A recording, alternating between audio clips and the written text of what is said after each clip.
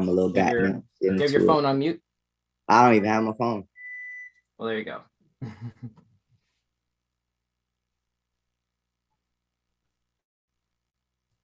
All righty. Yes, sir. Good grief. It's being a little, my phone is being difficult right now. I'm trying to get this thing fully set up properly. Here we are. All righty. That was interesting. Okay, so we're live. We're live. Hello, everybody. Thanks so much for tuning in to this very special episode of Showcase for the week ending Sunday, January 9, 2022. And my name is Don. With me right now is my friend and colleague, Mr. Kyko. How you doing? Kyko in the building. You know I'm always lovely. All right. How was your first week of 2022? Listen, it was slow. Not much happened. You know, I watched the ball, and from that moment, it was just kind of like let's start this year off nice, you know, just from that time. And so it's just been slow and not a lot of interaction, and I've just been kind of keeping myself in check, you know, since the ball dropped. Okay. You got your resolutions? You know, I thought about a resolution. I hate to have resolutions because I always like to think that last year wasn't so bad. You know, why should I have to change this year, you know? But I guess this year's resolution is just to be cleaner. You know, just started with if it ain't broke, don't fix it, and now you're gonna streamline.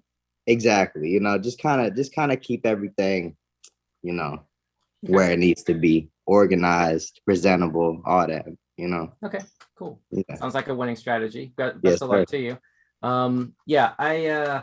Man, I can't believe we're in 22 now, man. Yeah, like right, I saw the ball drop too, but it's like, yeah, we're already 1 week down. 1 week down, 51 to go. You know what I mean? It's like, yep.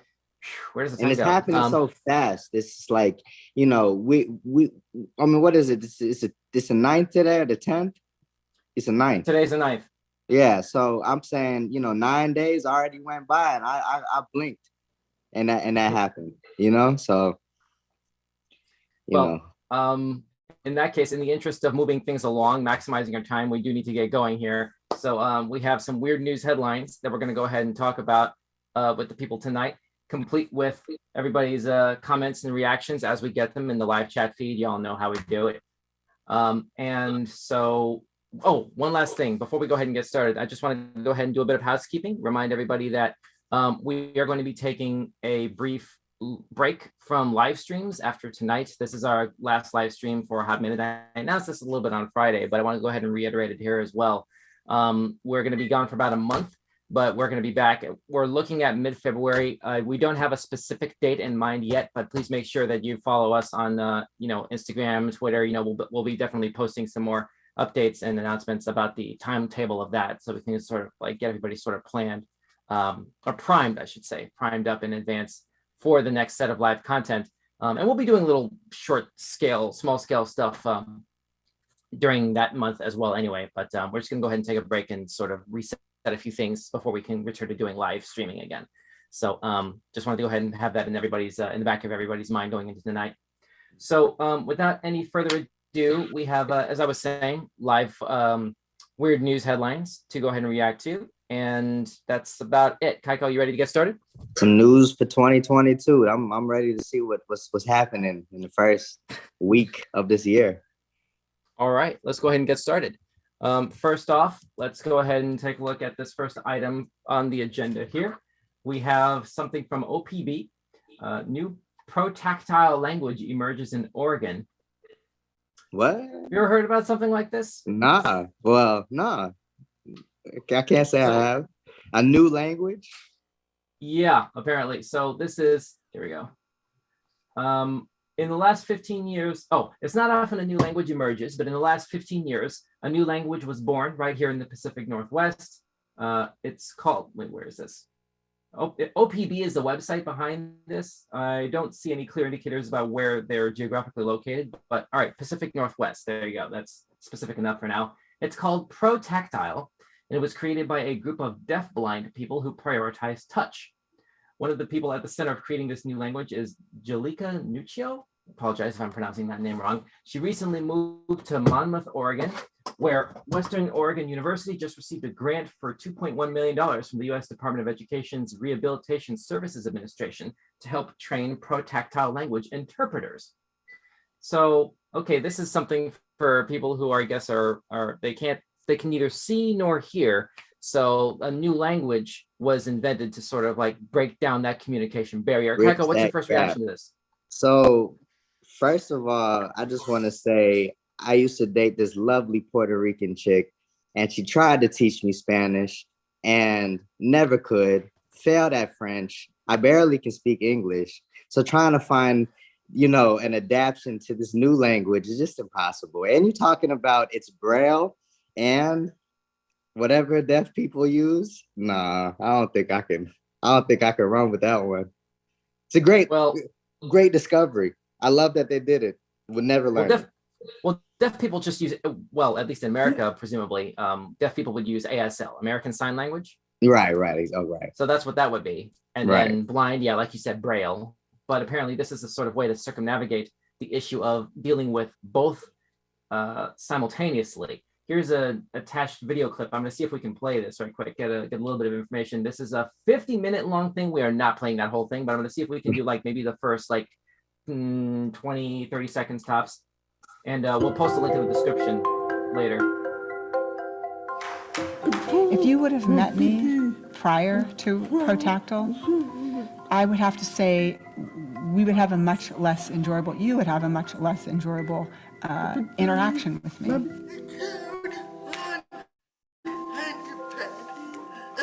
People are blind and deaf? Yeah.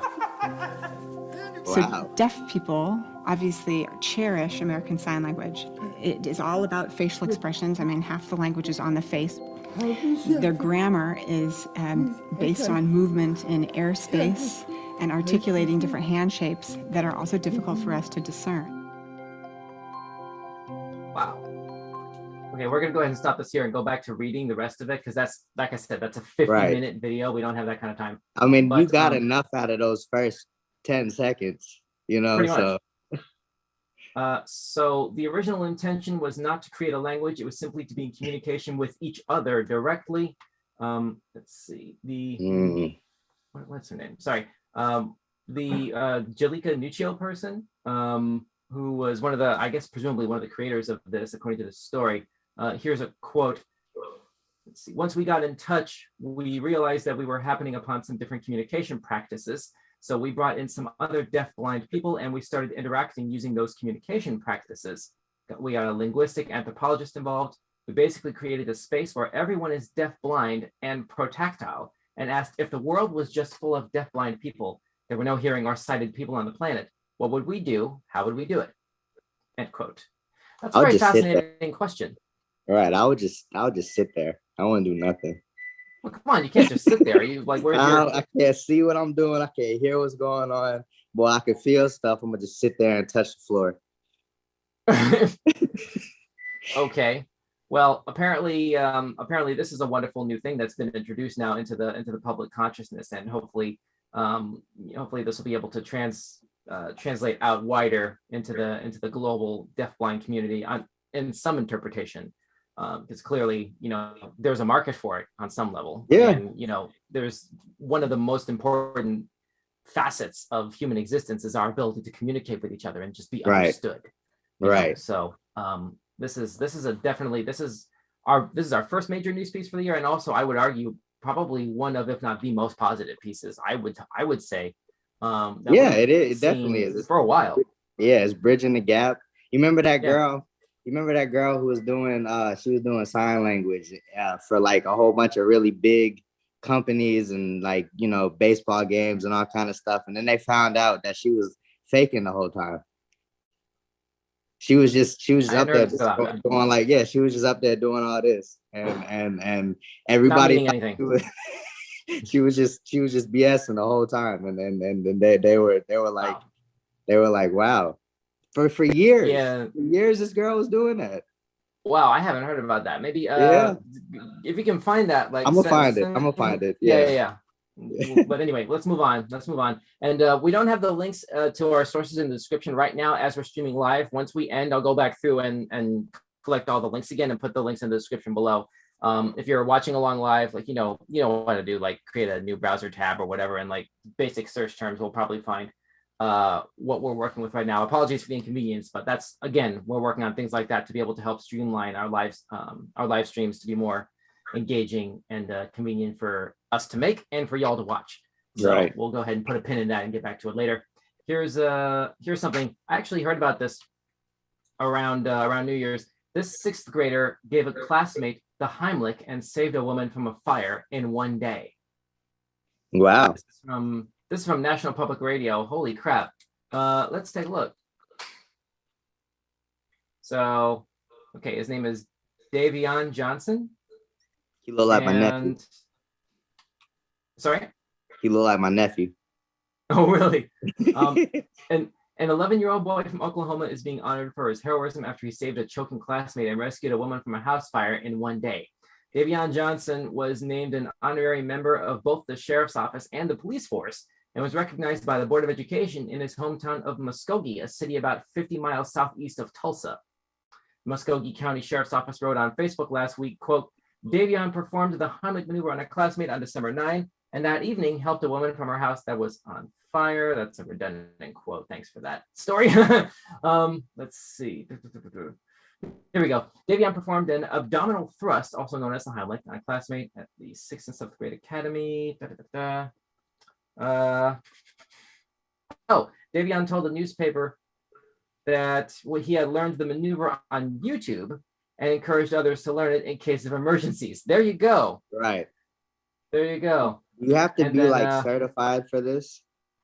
I would think, but apparently not. So long as Right. you're able to like follow the instructions to the letter, and in the heat of a moment, like if somebody is choking, if somebody's life is at stake, and you have the knowledge to do it, and nobody else is around who's more qualified to do it, and you've called 911, you've done what you're supposed to do, but like I don't know.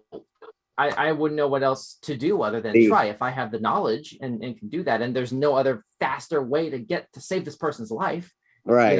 But you better be darn sure that you know what you're doing. Kyko. I passed the CPR thing, and like I was quote unquote certified, but I didn't really pay attention to the best of my ability. So I actually had to do this to someone one time. And so I was doing it and it wasn't working. And everybody was like, do you know what you're doing? And I was like, listen, I have a card for this, but I didn't pay attention to everything, nor did I want to put my mouth on that dummy. So, he had a little mouthpiece. You're supposed to have a mouthpiece. All them kids were just putting their mouth on the dummy. That's right. I remember seeing some stuff about that when you're learning CPR. You have to, He had a mouthpiece. I didn't want to do it, so I was. But the guy was good. The guy, the chest thrusts were helping. I didn't have to get to his mouth. The chest thrust did him out, and he came back. But I he was choking on something like that. So. Okay. And then the second half of the story. Later that same day, Davion saved a woman from a burning house. He said he saw her with her walker on her porch and crossed the street to help her get into her truck and leave. I thought, he told Tulsa News on 6, quote, I thought, she's not moving fast enough. So I ran across the street and helped her to her truck, end quote. Dawkins told the News and Eagle that Davion is well liked by his classmates and teachers, calling him a kind soul and a dual hero. Yeah, man, dual hero. So there you go. Wow. Let's have props. Get a look at his Big face props and congratulations. Thank you let's showcase his face real quick. Let's see what he looks like. Let's check him out. Yeah, that's our hero right there, boy. Who's it? That's the principal. Let's see. This is honorary officer award. I believe this is from the Muskogee Police Department. Oh, so that's a police department guy. That's like a That's not the sheriff, but that's like a police some guy. I mean, I'm guessing based on the appearance of this plaque here and what looks like a service revolver holster on his belt. Yeah. But anyway. Also, the date on this looks like December 14th. So yeah, it's not the most recent necessarily, but at least it popped in our radar like within the last week. So there we go. Kudos to a sixth grader. They don't get a lot of those. And that's why it happened on the 14th, but this publication, NPR, got a hold of it on December 23rd, it looks like. So even they got a bit of a delay on there. Right. But right. Anyway, congrats, Davion Johnson. Great job. Shout out to my boy. Let's move on. There you go. All right, let's move on to the next item on the docket tonight. Let's see. So this is from Huffington Post. There is an annual banished words list from a university that is now including the phrase, "Wait, what?" Gotta have that book. Need to know what is banned. So let's take a look at this. The judges of a Michigan university's cheeky annual banished words list have a message for texting and tweeting Americans. Your "wait, what" joke is lame. Okay.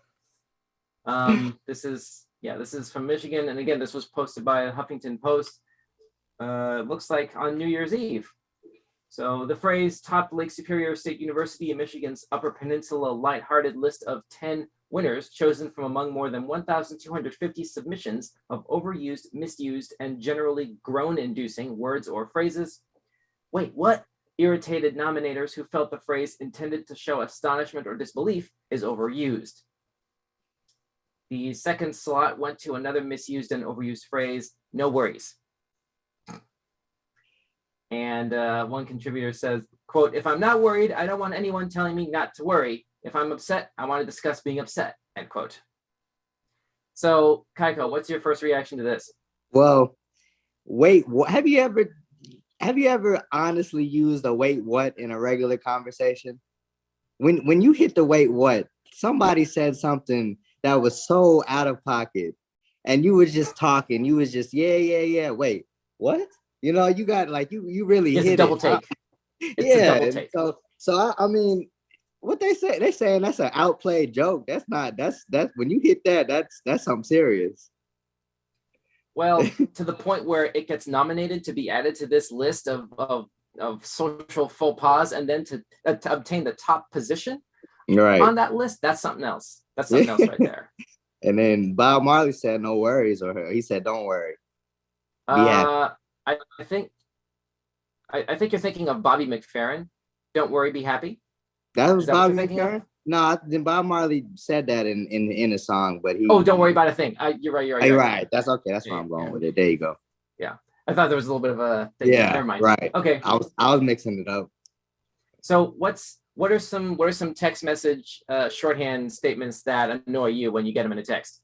When people say "on God" and say like when they like trying to emphasize something, like "I really like that thing on God," like that's saying, you know, "I really like that thing." But people say "ONG" and it just makes me mad. It irritates me. Just write the two words.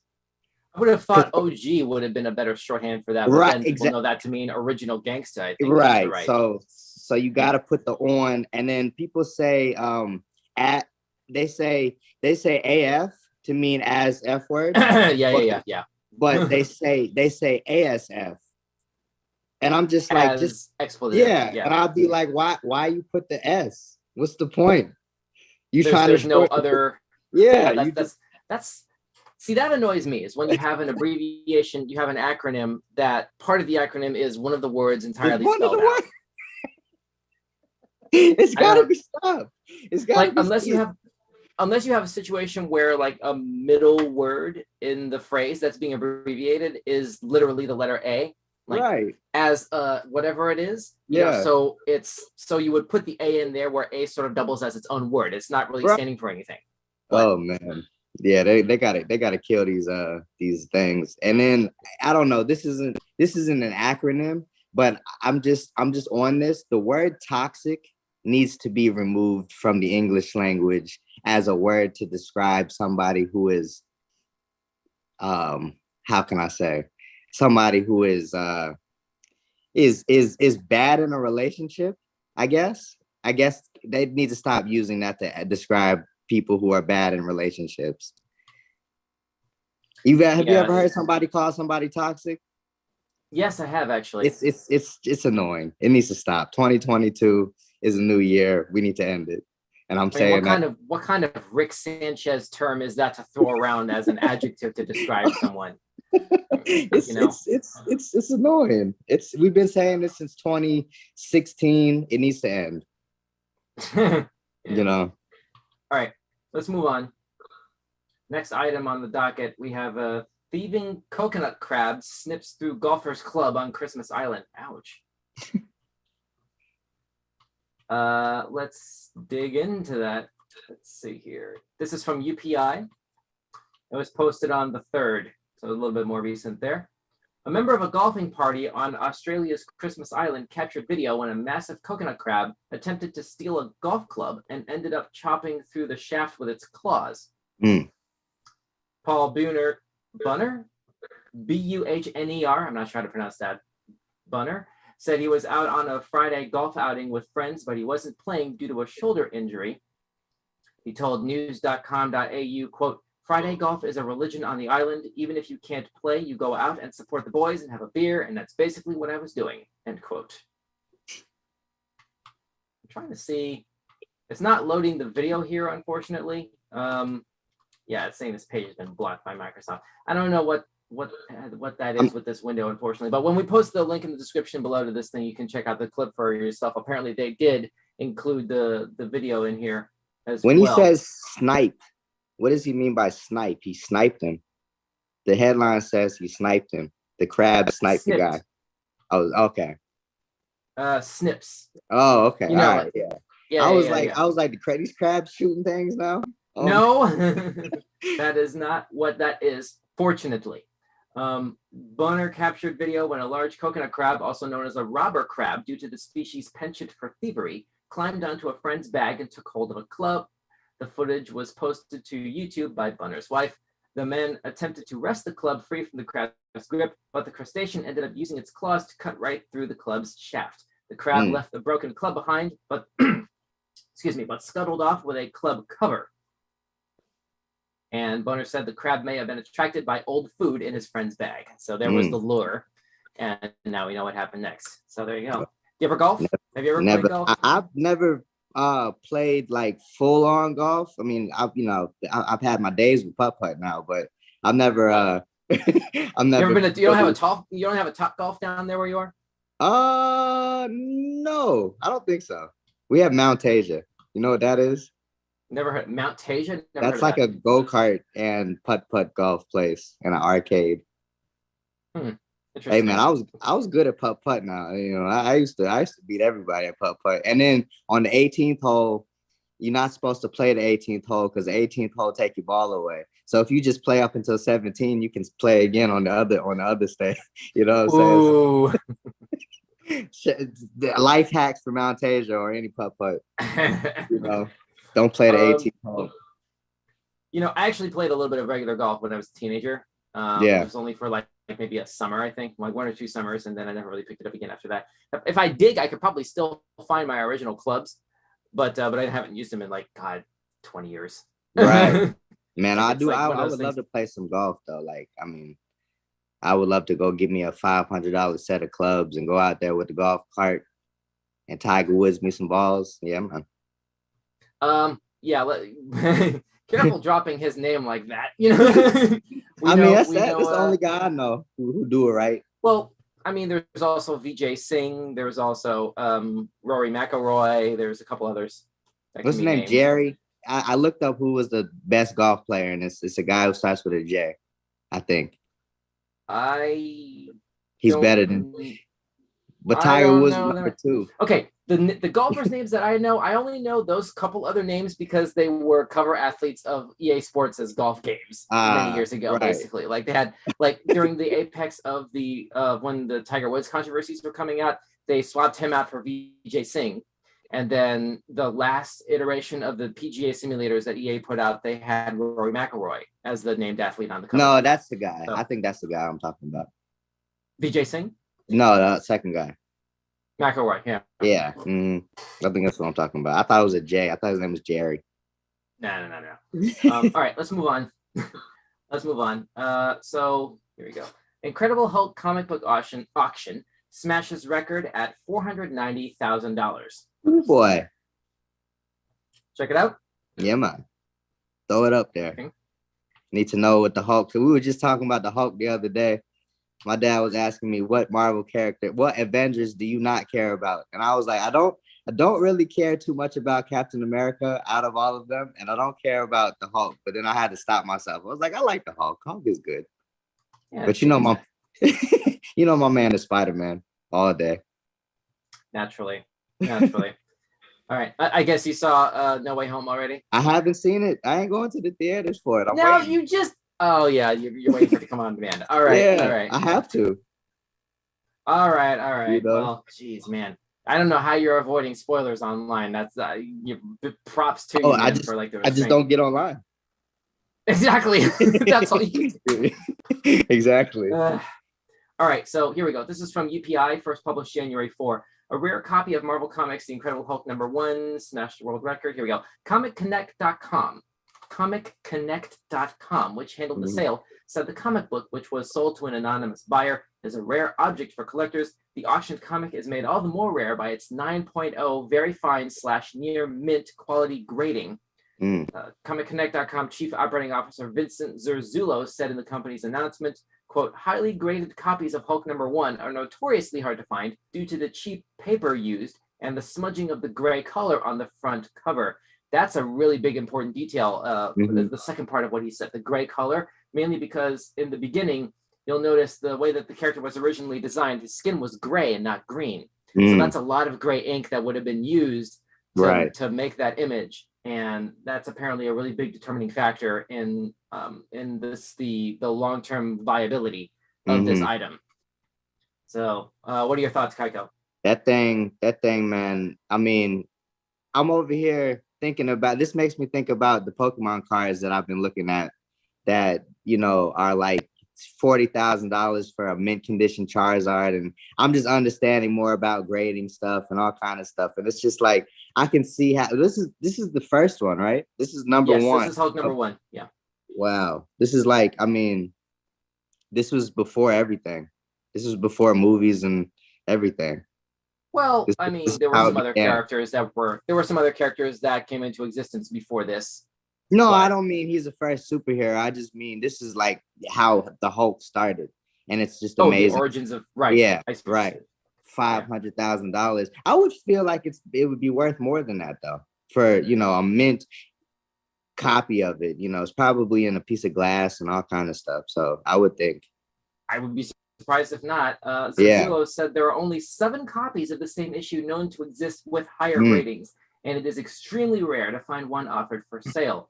Zerzulo said, quote, the new owner of this book now owns a special piece of American mythology that will continue to gain in value. It will be a cornerstone of his collectible investment portfolio. Hulk will only continue to get bigger with time, if you know what I mean, end quote. Wow. Dad jokes. Supposed to be my job. Stay in your lane, man. Stay in your lane. Zerzulo said the sale represents the highest price ever paid for a copy of The Incredible Hulk #1. He said the sale is part of a growing trend in vintage comic book sales. I'm inclined to think that there's a part of the causal effects for that observation is just the ongoing almost oversaturation of comic book related content. What is it? 9, 10, 11 figure Marvel Cinematic Universe franchise. Those movies have been making, God, what are they up to now? Like easily $20 billion by now. Wow. So something like 15, 20 billion. I have to look at the aggregate. I'm sorry, say again? No, I'm just saying, so having this #1 piece and you talking about these movies making billions of dollars, that's what I'm saying. I would think that this is worth more than 500,000. 400,000. Especially that there's only 7 in existence. Sorry, you're right. It was 5. It's close to 5. $490,000. Round it up, but yeah. You're right. Let's see. Here we go. A Spider-Man 1. I was gonna say a Spider-Man 1 is probably gonna be worth more if it was a first edition. Probably. Yeah. Probably, honestly. Here's something. A copy of Action Comics #1, which contains the first appearance of Superman, set the world record for a comic book sale in April of 2021 when it was auctioned for $3.25 million. That's amazing. Man. That's amazing. I want to know who bought it. I want to know the person that bought it, not who was selling it, who bought it. Well, let's see. Apparently, here's the story. I guess this guy bought it. Oh, that guy. Wow. Unless I don't know. Like this is a clip from the Metropolis Comic Connect Instagram account. Let me see if I can play this. Hi, this is Vincent Zerzola from Metropolis Collectibles at ComicConnect.com. I'm really excited to announce we have a world record sale. Action Comics #1 CGC graded 8.5. We just sold it for $3,250,000. That's a world record. It is the holy grail of holy grails. And it's an 8.5. The superhero who started it all. We are so excited. We think big things are on the way in 2021, maybe even bigger than this. Imagine if it was 10. So that was not the buyer, that was the seller, Right. Who we were just quoting in the previous piece. Let me see. Okay, the auction house said the seller had purchased the Action Comics #1 that we were just looking at 3 years ago for a sum that was $1 million less than what it sold for in this auction that took place in 2020. So holy crap. That is what's called a net gain. Yeah, right. Wow. So yeah, definitely if you have vintage comic book related merchandise, hold on to that stuff. Especially as more and more movies and TV shows and stuff like that keep getting made based off of that source material. If you have any memorabilia from the early days of that source material, make sure that that's in a glass case. I have a comic book that is about the negative Avengers or something like that. It's like some crazy thing. Nah, they're like anti-Avengers. They're not dark. They're like negative something. And it's the first copy of this series. I got it from Universal Studios. Oh wow. Yeah, and that's impressive considering Comcast has nothing to do with Marvel. Right. Well, except for Hulk. Comcast does still own the film rights to Hulk though. Okay. So this was in like 2010, 2009, and 2010 that I got this. Yeah. Oh. Yeah. I've just been. It's in a piece of one of them plastic like card holder things. It's like in there and it's taped up. I'm never gonna mess with it. I bet. Yeah. So here's another piece. British bachelor is taking an unorthodox approach to his search for the right mate, putting up billboards with his photo. Okay. This is again from UPI, first published January 5. Here's a YouTube video. Let's just go with this. I would do it.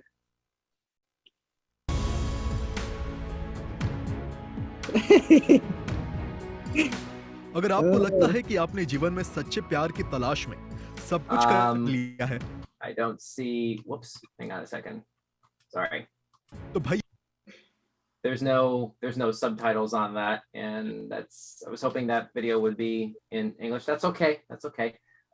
We can try and read this here. Here we go. Mohammed Malik, age 29, had multiple billboards put up in the Birmingham, England area bearing the phrase, quote, "Save me from an arranged marriage," end quote. The billboards direct interested women to his website, findmalikawife.com. Malik wrote on the website that a friend suggested he try advertising after he struck out on dating apps. Malik said his ideal mate will be a woman in her 20s who shares his Muslim faith. Kyko, you are cracking up a storm over there. I would do this. I want an arranged marriage. Somebody arrange me a marriage, please. Hey, if you maybe get put some money together and put up a billboard for yourself, maybe. Man, that's funny. That's hilarious. So this actually reminds me of this is a totally different topic, unrelated to this, but well, it is related. It's in the same sort of hemisphere, but it's in a completely different direction. There was this woman who was fighting cancer for since 2004 for nearly 20 years. Okay. And she was trying to help her daughter find a husband. And so put up an advertisement. She put up an advertisement with the assistance of the CEO of the dating app that the daughter had been using up to that point. I guess word sort of leaked out about the mom's medical issues. And so the CEO sort of stepped in and helped with putting up an advertisement in the middle of Times Square Oh wow. in New York, like with her dating profile on it, with the daughter's dating profile on it.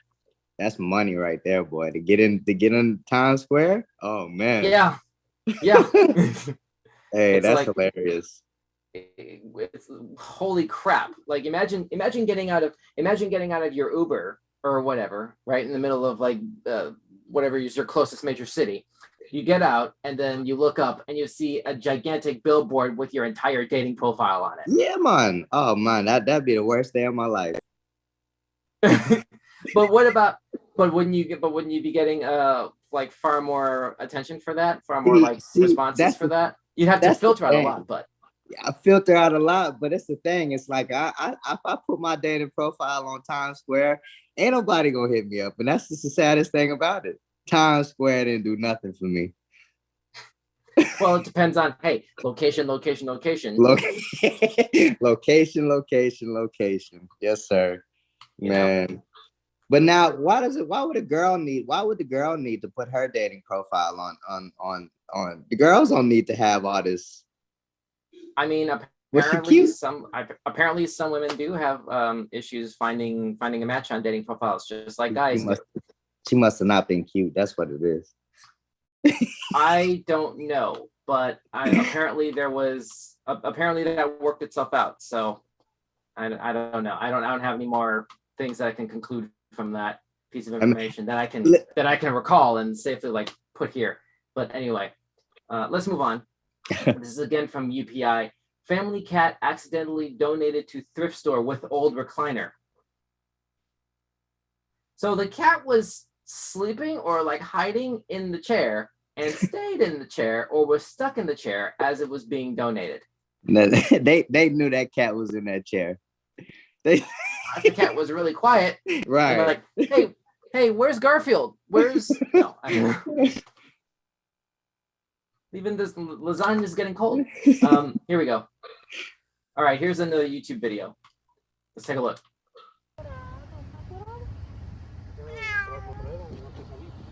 Wow. Oh, it was in a chair like that. Okay. Nah, they didn't know the cat was in the chair. I thought it was an open chair. I thought it was like an open, like a wooden, like a wooden recliner type of thing. I don't know. Honestly, that's what I thought too. But no, this is just, they literally just, it looks like they just tossed the chair off of the flatbed of whatever was kind of used to carry it there and didn't realize there was a living thing in there. Hopefully the cat is okay. Let me see. Now, if you saw this chair on the side of the road, would you pick it up? Would you say I need that chair? Probably not. Probably not. If I was just driving along and had no idea, like, hey, call I don't know, animal control. I don't know who you would call, like, to avoid putting this animal into a kill shelter. You know what I mean? Well, no, not for the cat, for the chair. Would you be like, I need that chair? Like, it's a good chair. Like, I need to take that chair. I mean, I probably wouldn't do that with like this much, with a chair with this much fabric in it. Like, you don't know what like microscopic things might be in the fabric. So that's true. But I take tables. I see tables. I take them. Wooden table is a good table. You know what I'm saying? So as long as it doesn't have mites in it. Exactly. A cat was reunited. There you go. With its Colorado family after being accidentally donated to a thrift store along with an old recliner. This is posted January 5, again from UPI. Denver Animal Protection said personnel responded to the Arc thrift store in Denver when employees discovered there was a cat hiding inside a recliner chair that had been donated earlier in the day. DAP was able to extract the feline from the chair, but employees found the animal's microchip information was out of date. Luckily, the family that donated the chair had discovered the cat was missing and went back to the thrift store to see if the feline had stowed away with the seat. The store directed the family to DAP. The cat, named Montequilla, Montequulla. I have no idea how to pronounce that. Montequella. I don't see another E there, but okay. The cat was not injured and was reunited with her family. So that ends on a positive note. Right. That's good.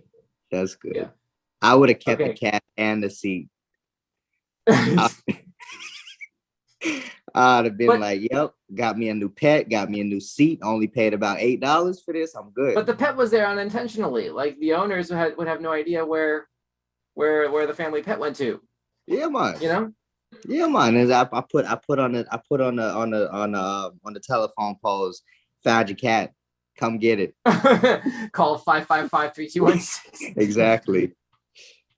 Oh boy, that's a lot of stapling around. Yeah. You know, of the that piece of paper on different light poles in the area, presuming you're even in the right area. Like you have no idea where that chair came from. Exactly. So, exactly. I don't know. That seems like an awful lot of diligence to have to. Yeah. Do people still do that? Do still put found your pet signs up on telephone poles with a stapler? I ain't seen that in too long. I think we too in the future for that now. They put it on Facebook or Meta. Possibly. I'm sorry. So here's one. This is a ball of human hair started by an Ohio salon owner before being turned over to Ripley's Believe It or Not, broke a Guinness World Record when it grew to 225.13 pounds.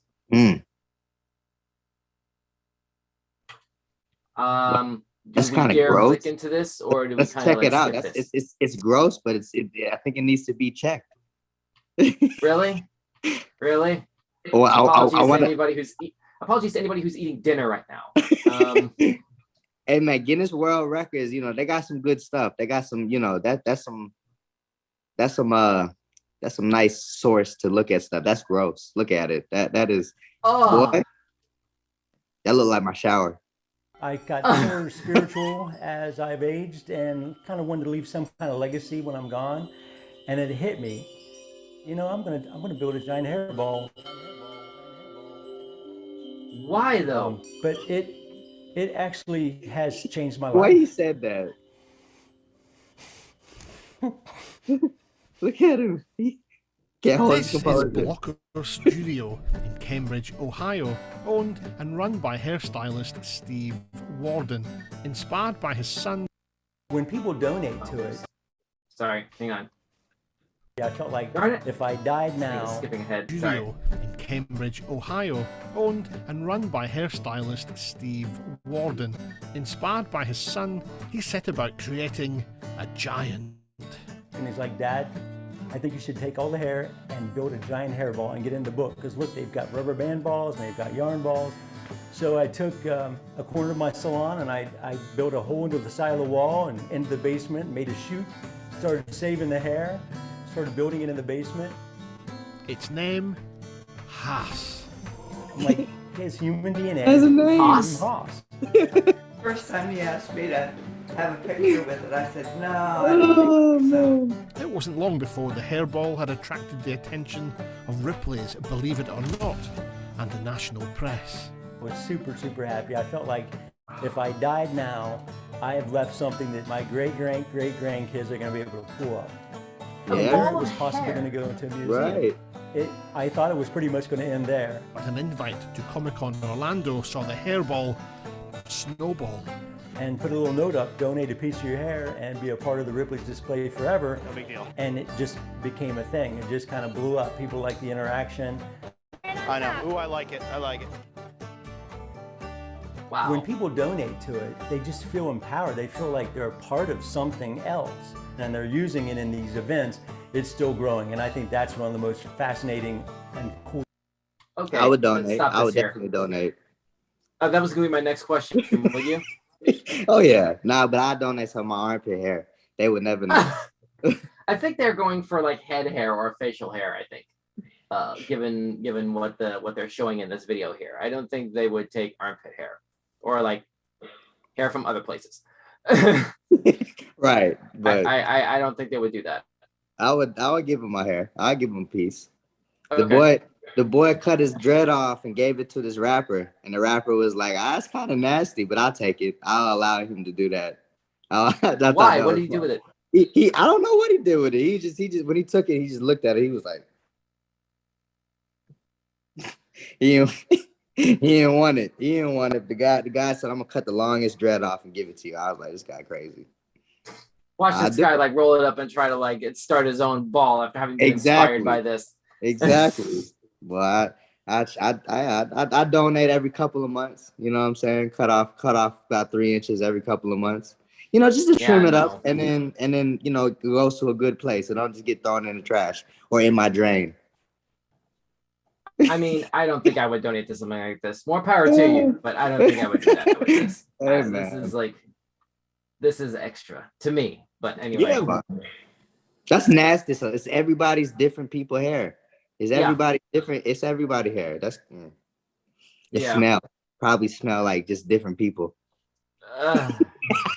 Just being around that. It's Right. like, exactly. anyway, Exactly. jeez, I wasn't even thinking about it in that way until you brought that possibility up. That's nuts, like man. a whole bunch. It's got a whole bunch of different scents in it. It's great. Okay, let's do another thing here. We have maybe 10, 15 minutes left before the top of the hour. Let's see if we can close this out on a strong note here. And don't forget, while we're streaming live, those of you who are tuned in, thanks so much for watching along with our weird news stream tonight. Don't forget, you can drop a comment in our feed below and we might read it off on the air. Yes, here's sir. another thing here. Up. Sorry? No, I was just saying everybody comment up. Exactly. Like, Yes, subscribe, and all that. Yeah. Here we go. So this is another thing from UPI. Nebraska man's at-home DNA test reveals he has 18 half-siblings. Okay. What? They all the same, but they all regular siblings from wherever their mom is from. They're his half siblings, but they're all their own siblings. Yeah. What was mom up to? This was first published January 6th. And here we go. Here we go. He and his brother have 18 half siblings about whom they never knew. Quentin Satoff of Franklin, Nebraska, said his younger brother used a 23andMe DNA kit, and both men were shocked when it revealed they were donor conceived, a fact that had never been revealed to them before. Oh, I see. I see. The father had donated sperm, right? And that's how that found. Interesting. Okay, Satoff said he took his own 23andMe DNA test and was surprised to find out he had 18 half siblings from his biological father. Satoff told NTV, quote, "I just remember thinking, wow," end quote. Satoff said he tracked down some of his previously unknown siblings and contacted them on social media. Satoff wrote, quote, "I can completely understand if you don't want to respond to this, but if you do, it looks like we are half siblings. And I was just curious to know if you had any other information about it or if you're interested in building a relationship." It's probably the right way to phrase that. Yeah, that was a good one right there. That'll get the point across. You know, I would respond to it. So he said he soon received responses from half siblings in Nebraska, Texas, North Carolina, Maryland, and North Dakota. Satoff said he has not attempted to contact his biological father, but he has seen photos. He said, quote, "I was blown away. We almost look like we are twins," he said. Wow. Satoff said he is hoping to meet some of his half siblings at a get together in the near future. He says, quote, "I would just encourage any parent that is using this technology to conceive, be open with your kids, be honest with them as soon as you can. That way it won't be as much of a shock to them in the future." I will not donate sperm for these reasons. Oh, really? Yeah, for these reasons, for this reason, I don't think there's another reason why I would. Okay. Oh, we have somebody in the comment feed with what looks like a nauseous face emoji just dropped in there right now. I'm not sure if that's more in response to the idea of like suddenly finding out that you have like a whole string of relatives that you had no idea existed because you were donated, or the gigantic ball of hair. I don't know if that's a big reaction there necessarily. And then here's some hysteric laughing emoji reactions to you, Kyko. So it seems you have a fan in the comment feed right now. Yeah, man. You know, I ain't trying to have no babies. No 20 babies coming around. You know, daddy. I don't want it. Yeah, definitely don't do that, or name every single one of them George. That would also be that would also be a no-go there. Definitely. Exactly. All right, let's see if we can do one more, and then we'll go ahead and close this off for tonight. We've done a lot so far here. What do you think is Kyko? What do you think is your most favorite story that we've covered tonight so far? Let's see. The thing about so we had the crab thing, and he sliced some metal, and we had Boy, you be throwing me on the spot. We would be going through them, and I'll be forgetting something. We had the crab thing, boy. We had that one. That was it right Here there. it is. Yeah. The guy talking about he put his billboard up. That was hilarious. That was my that was my favorite one. The boy crazy. I mean, here's hoping that works out. He got the Michael Jackson. He doing the Michael Jackson Thriller. Yeah, that was Off the Wall. The Off the Wall album. Yeah. Yeah. Oh yeah. All right, here we go. Here's another topic, and then I think this might be the last one of the night. Let me go ahead and check our time here. Yeah, I think this might be the last one of the night. Let's see. This is from The Mirror, which is a British publication out of the UK. I learned French to ask out a girl I liked. Turns out she was German. Okay. Ow. Yeah. That's like when Chris met that girl on Family Guy, and he was speaking Korean to her, and she said, "No, I'm Mexican," and he was like, "Yes." But he was speaking Korean to her. She was like, "No, Chris." Oh no. Okay, here we go. Let's see. A teenager was left red-faced after learning French to impress a girl he liked. Why is this always turning? There we go. Zoom in. As soon as he soon learned that she was German. Sharing his story anonymously, the man said that he saw a girl at school who took his fancy, but he knew very little about her, only that she was foreign. So he decided to impress her by asking her out in her own language and spent months learning French, even paying for Babbel and having one-on-one sessions with native French speakers. Then he approached her and in perfect French asked her if she would like to go out with him, only for her to curtly reply, also in French, "You know I'm German, right?" That's hilarious. That's a big smack in the face. That's the biggest smack you could ever get. He spent 3 months. Talking to Reddit, the teenager said, quote, "Rather than going up to her and talking like a rational human being, I decided instead to learn French to impress her. At the time, I had some extra cash and subscribed to a few programs like Babbel and Duolingo to help me learn the language. I even looked around online to find a French native to practice my skills with. While I was learning French, I hyped myself up, thinking she's going to be so surprised when I speak her language." End quote. The love-struck teen approached the girl and said, "Ooh, okay, let me try this." Okay, here we go. All right. Okay. "Bonjour, je m'appelle Michael. Tu veux sortir?" I hope I said that right. Yeah, let me try that again. "Bonjour, je m'appelle Michael. Tu veux sortir?" Yeah, that's it. That's it. Close enough. It's better than what I could do. If there are any native French speakers, please don't like excoriate me in the comments section. Be gentle. But anyway, this translates to, "Hello, my name is Michael. Would you want to go out with me?" So there you go. And he could have just said that in English. And then she replied, "C'est gentil de ta..." Okay, sorry, start over. "C'est gentil de ta part, Michael, mais tu sais que je suis allemand, non?" Which means, "It's nice of you, Michael, but you know I'm German, right?" The teen continued. I didn't catch that last part, and I asked her to repeat that again in English. She repeats her response in English. Hearing this, my heart dropped straight through the floor. I immediately got flustered, came up with a dumb excuse, and walked away. End quote. That was the end of the story. He didn't get her. He didn't get the girl. Oh man. But see, that would have been an amazing story to tell, though. You know, right. It's like, okay, there was a language barrier. I did all of this to breach the barrier, and it was the wrong barrier. But you know what? we both did fluent English. We were covered, and I learned some German from her too. And that, kids, is the story of How I Met Your Mother. Yeah. Bam. Bam. But you know, this guy, man, he didn't have enough confidence in himself. I mean, how would you react to that, Kyko? Like, what if you were hitting a language barrier with someone who you were crushing on, or who you knew was crushing on too, and you thought there might be something there? How would you respond to that? Look, I'll respond to you with this one story. When I was in Miami, saw this beautiful girl. Walk up to her, say a whole bunch of different stuff to her. she just responded to me in Spanish. She just threw me off. I didn't even know if she was like responding to what I said or telling me that she doesn't speak English, or I don't know. So the point of my story. No, tu habla inglés, nothing like that. Yeah, nothing like that. She just spit it at me, and I was like, walk away. I had to walk away. I was like, I don't know what you just said.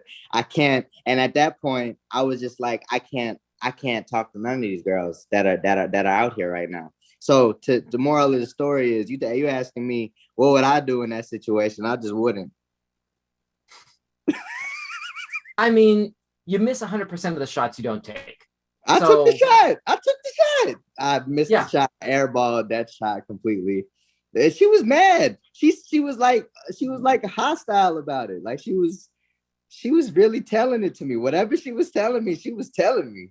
I was like, wow, I gotta go. Yo, my bad. I mean, I can't imagine. Like, see, it's lucky when you get into a situation like that results with the revelation that both of you do speak native English, right? You know, or right. native whatever, like the language that you're more comfortable with, right? You know, if you're doing the initiating, you know, it's like that's recoverable, right? You know, if it turns out the other person has no language ability in the other in what is your native language, that you went through all this to try to circumnavigate, right? You know? I feel bad for him that he went through that, and paid Babbel whatever he's using to do this, and presumably the other language tutor was not free, so that's another thing. Oh man.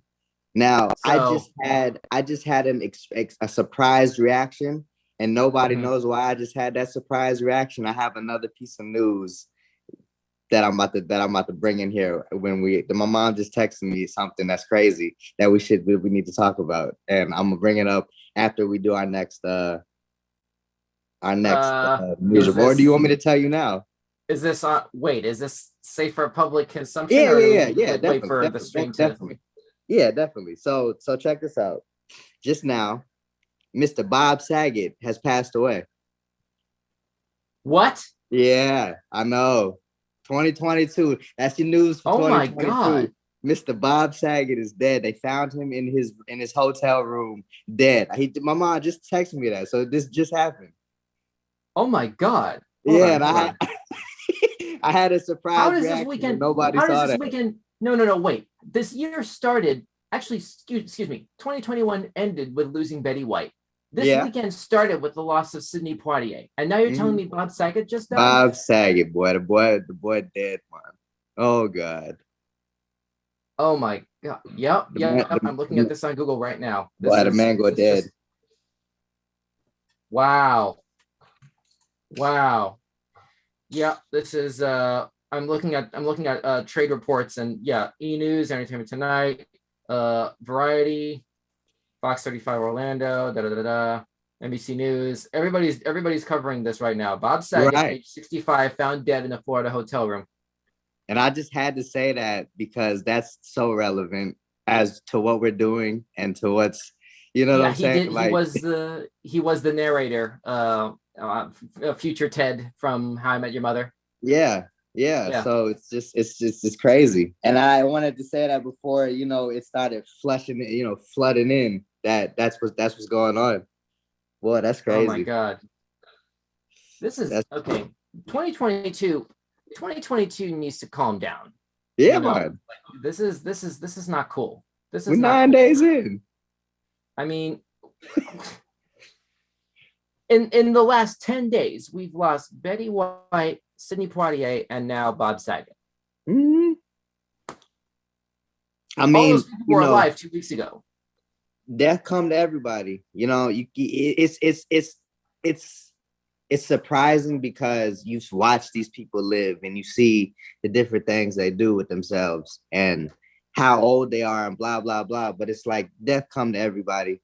So I don't, especially Betty White. Boy, the lady was old. I mean, she was 99. She was actually planning her 100th birthday, which would have been a little later this month, I think.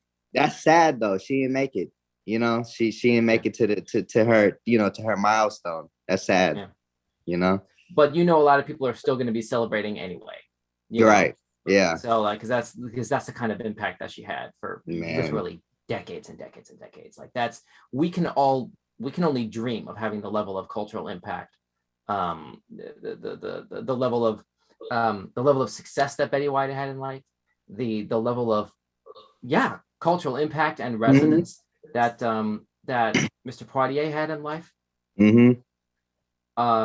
And I'll be honest. Every so often, I'll look up Saget's stand-up comedy stuff sometimes. Yeah. I think they still have one or two of his on HBO Max right now. And it's you couldn't pay me to believe that that's the same, that's Danny Tanner. That's the same guy from Full House. But exactly. You know, I mean, like honestly, his stand-up comedy reminded me of Master Shake from Aqua Teen Hunger Force, like the kind of like stream of consciousness, going off in really random foul directions. It was bizarre and hysterical to listen to. But it's man, these are icons. Yeah, these are absolutely unquestionable icons for dramatically different reasons. But I would put them in that same conversation. And this is obviously, you know, heart goes out to their families and their friends in what is obviously a difficult time. Mm-hmm. But even the Tanner household, I know they shaking in their boots right now. That's fictional. The Saget household is a little bit more. No, I'm just saying even them. I'm just saying even them. They even all of them are crying right now. Oh, you're talking about his former co-stars from I'm saying I'm saying like, you know, adding to his real family, they're probably crying right now too, you know. I would be in disbelief for probably weeks.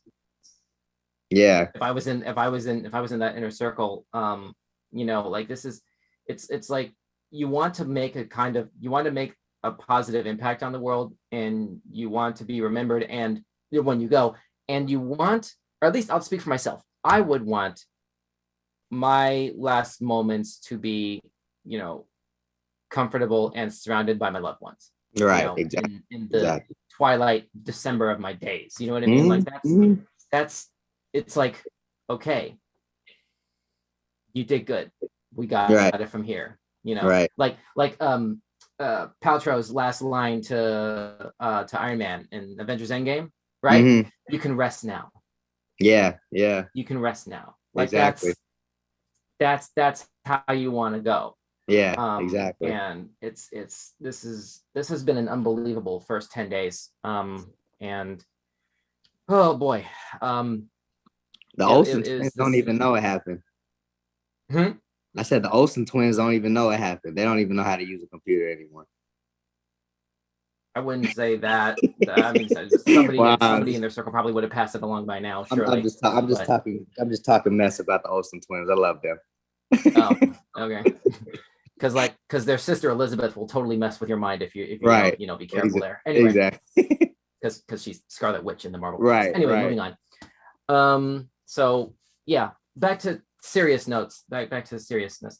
This has been. I hate to exit on a negative note. Good grief. We need something.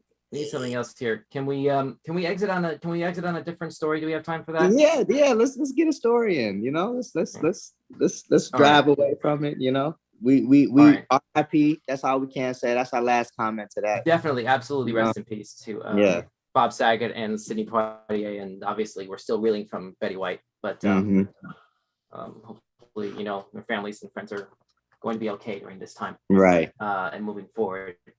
Let's try and find. I really hope we can try to find something else here. Yeah, find something that's about cheese or something. I like cheese. I don't know that we have anything in here about cheese, but let me see. The next thing here is woman casually catches lion and carries it down the street in odd clip. Okay. Okay. I don't know what that is. We can try. Hang on. This is from the Mirror. I guess there's some sort of video loading here. Okay. Are you seeing this? What, boy? And it's attacking her. I don't. Yep. Hang on a second. Let me get out of this and try to. Where is this? It's not letting me replay the thing. Hang on. I guess I have to load it again from scratch. Yeah, that was so bizarre. It looks like she was just carrying.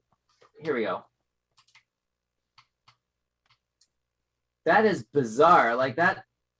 I can't tell. Is that like a cougar or something? Right, but the thing, how is she just holding it like that? Like what's like you wonder why it's thrashing like that. Right.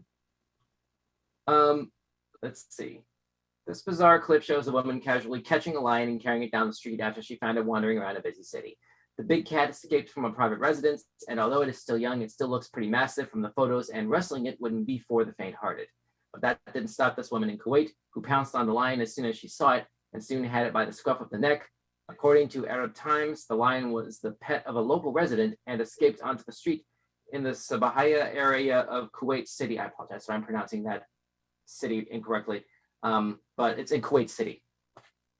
Yeah, that doesn't look like the right way to capture or transport that kind of animal. I just wouldn't at all. Right. Do they not have an equivalent of animal control? Yeah, I would have just let I it. don't know. You know, I wouldn't have called nobody either. I'd have been like, "Look, I just seen a lion. I don't know if I'm mindfully right now because I just saw a lion running in the street. But I'm gonna just let it happen. I'm just gonna let it keep going. You don't catch a lion. Yeah. According to local reports, the lion was causing panic amongst local residents, and the environmental police were alerted to the incident and sent to the area. However, the girl had reportedly already captured the animal before police arrived at the scene. Some local reports suggest the girl and her father are the owners of the lion, and they were able to recapture it. What the police gonna do? The police gonna put it under arrest?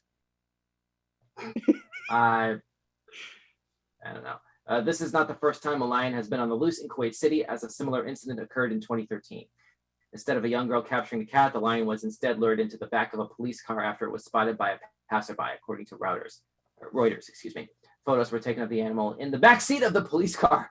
Wow. Wow, they really did it. There you go. Taking a lion to jail. Today is the day. Yeah. Definitely don't try this at home. Is the takeaway from that. Yeah. Anyway, all right. I'll just keep moving. Yeah, let's go ahead and shut this down here.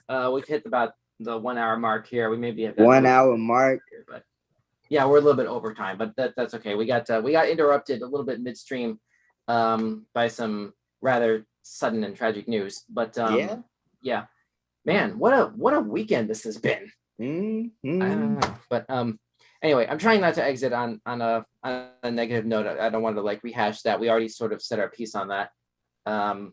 And man, just everybody be careful, cherish your loved ones, and treat each day like it's your last. Exactly. Be mindful of others, be careful of, these are some crazy times that we live in right now. And cherish your time, use it wisely while you got it. Use it wisely. Don't waste no time. There's no time to waste. It don't matter what you're doing. Don't waste nothing, Yeah. I think that's basically all we can say about this tonight. Thank you, those of you at home, for tuning into this live weird news stream reaction. Yes, sir. Live weird news reaction stream. That was a little bit of verbal dyslexia there on my part. Sorry. But anyway, for the week ending Sunday, January 9, 2022, we are taking a 1 month hiatus now from live streams. We'll be back in February, most likely closer to halfway. If you haven't already, make sure you've already subscribed and hit the notification bell on here, and follow us on Instagram or Twitter at Weekend Showcase. And we'll be sure to let you guys know once we're able to return with more brand new live content. And if you have some suggestions for footage to react to or weird news topics you want to suggest, shoot us a DM, shoot us a comment, let us know. We'll add it to the docket, and we maybe even give you credit too, and you want to give a shout out or something, we can do that too. But we want to try to get people like a little bit more active and immersed in the community here. That's one of our goals for 2022, and we hope that we'll be able to bring you all along with us for the ride. It's going to be a lot of fun. Stay posted and get ready for this boom that we're going to return with. Absolutely. All right, thanks again for watching. Have a great night. Have a good week. And yeah, see you next time. See you next time. All right. And we out. All right.